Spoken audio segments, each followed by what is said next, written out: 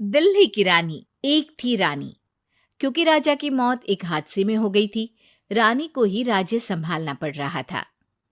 रानी का नाम था रानी रश्मिवती।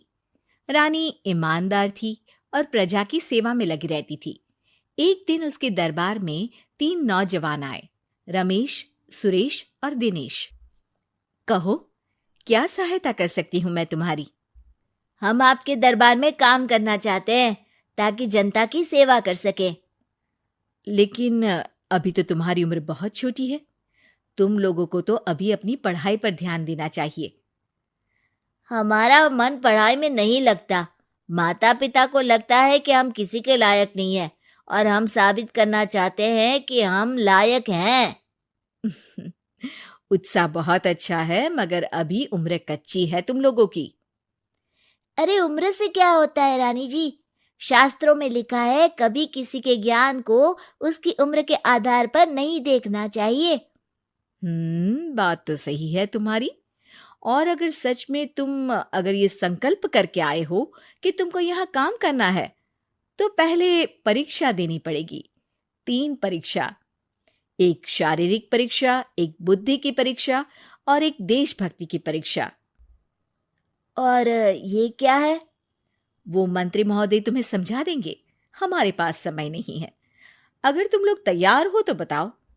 हाँ हाँ, हम तैयार है किसी भी परीक्षा के लिए। मैं भी तैयार हूँ कुछ भी कर गुजरने के लिए। तो ठीक है मंत्री जी, आप इन तीनों की परीक्षा कल से ही शुरू कर दीजिए। जो आ गया रानी साहिबा। अगले दिन से ही तीनों की परीक्षा शुरू हो जाती है। पहले शारीरिक परीक्षा, यानी किस में कितना है दम, ये देखेंगे हम। क्योंकि शरीर में दम होगा तभी तो प्रजा की सेवा में दम लगा पाओगे। हमें क्या करना होगा? वो पेड़ दिख रहा है, जो सबसे पहले चढ़ेगा उस पे दरबार में नौकरी पाने के अवसर उसी के बढ़ जाएंगे। मैं चढ़ता हूँ। अरे रुको रुको, गिनती गिनने दो। 1, 2, 3। 3 की गिनती के बाद रमेश और सुरेश भागकर पेड़ के पास गए, मगर दिनेश आराम से पेड़ के पास गया। जैसे ही रमेश और सुरेश आधे पेड़ तक चढ़ गए, दिनेश ने उन दोनों की टांग पकड़ के उन्हें नीचे गिरा दिया और खुद पेड़ पर चढ़ गया। दिनेश की जीत हुई। अरे लेकिन इसने बेईमानी की। बेईमानी नहीं की, बुद्धि लगाई। शरीर के दम के साथ दिमाग में भी दम होना चाहिए। क्यों मंत्री जी? हाँ हाँ, बात तो तुम्हारी सही है, लेकिन बात अगर बुद्धि की है तो बुद्धि की असली परीक्षा हम कल लेंगे। शाम को जाकर मंत्री रानी को सब बता देते हैं। यानी दिनेश उन सब में ज्यादा होशियार है। जी रानी साहिबा। अगले दिन तीनों की बौद्धिक परीक्षा का समय होता है। आज हमें क्या करना है मंत्री जी? थोड़ा सब्र करो, कल जल्दबाजी में ही हारे थे तुम। सही कह रहे हैं मंत्री जी। अरे तू क्यों ज्यादा बोल रहा है? तू भी तो हारा था ना कल। ए दिनेश, ज्यादा होशियार मत बन। अरे अरे अरे, लड़ो मत। आज की परीक्षा पर ध्यान दो। आज की बौद्धिक परीक्षा में ये कुछ बोरे हैं, कुछ में नमक है और कुछ में रुई। जिसको जो ले जाना है उठा लो। देखते हैं कि कौन जल्दी से कोई भी एक बोरा नदी के उस पार लेकर जाता है। समय शुरू होता है अब। तीनों बोरों की तरफ बढ़ते हैं। सुरेश, नमक की बोरी भारी है, ले जाने में मुश्किल होगी।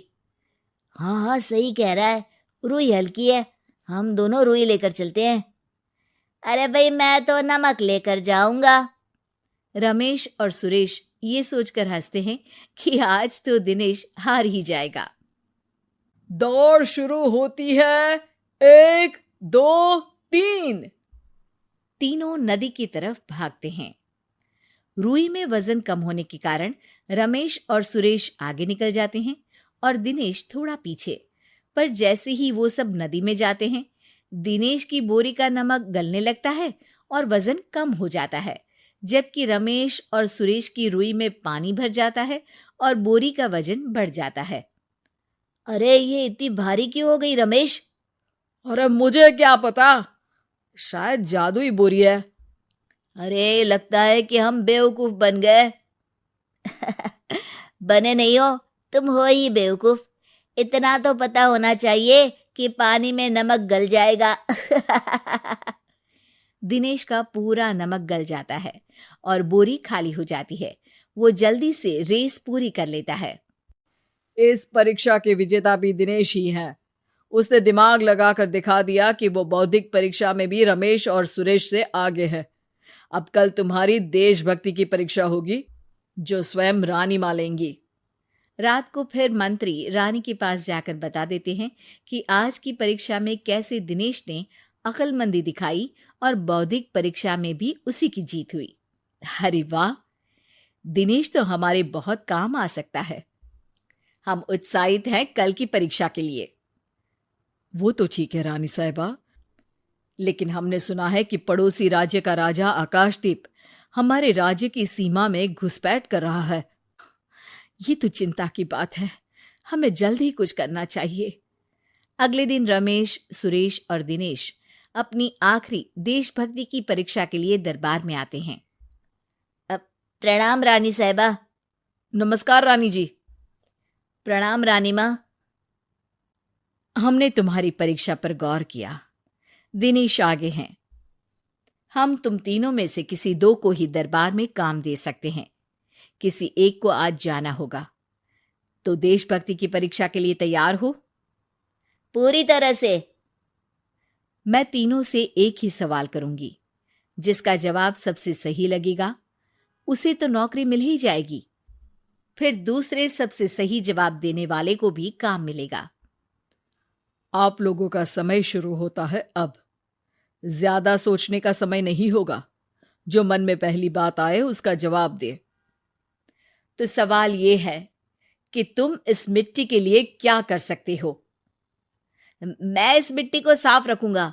यहाँ के लोगों के भोजन की कमी को मैं पूरी करूंगा। मैं यहाँ के लोगों को गले लगा लगा के उनको खुशी दूंगा रानी माँ, और गरीबों के लिए घर बनवाऊंगा। मैं इस मिट्टी के लिए किसी की जान भी ले सकता हूँ रानी माँ। मंत्री, दिनेश को एक तलवार दो। जी रानी जी। दिनेश, पड़ोसी राज आकाशदीप की जान तुम्हारे हाथ में है। जाओ, अपना काम पूरा करो। आज रात को तुम उस पर हमला करोगे जब वो सो रहा होगा। दिनेश वहां से चला जाता है। रानी माँ, ये आपने क्या किया? अभी किया नहीं है मंत्री जी। आप आकाशदीप को संदेशा भिजवाओ कि पड़ोसी देश का एक कातिल रात को उन पे हमला करेगा और दिनेश को पकड़वा दो। अरे, ये आप क्या कह रही हैं? और क्यों कर रही हैं आप ऐसा? राजा को लगेगा कि हमने उसकी मदद की, उसकी जान बचाकर। वो हमारे राज्य का पीछा छोड़ देगा और हमारा एहसानमंद हो जाएगा। और दिनेश का क्या होगा? इस राज्य को दिनेश जैसे शातिर और लड़ाकू लोगों से ज्यादा जरूरत है, ऐसे लोगों की जो लोगों को खाना खिलाने की और खुश करने की बात करे। और ये गुण सुरेश और रमेश में है। इन्हें नौकरी दे दो। दिनेश बहुत चतुराई से नौकरी हड़पना चाहता था, जिसके लिए उसने रमेश और सुरेश जैसे दोस्तों का भी नुकसान किया। पर रानी ज्यादा चतुर निकली। उसने एक तीर से दो निशाने लगाए। दिनेश जैसे खूंखार युवक को राज्य से बाहर करवा दिया और पड़ोसी राजा आकाशदीप को अपना एहसानमंद कर लिया। पूरा दरबार रानी की जय जयकार कर रहा था।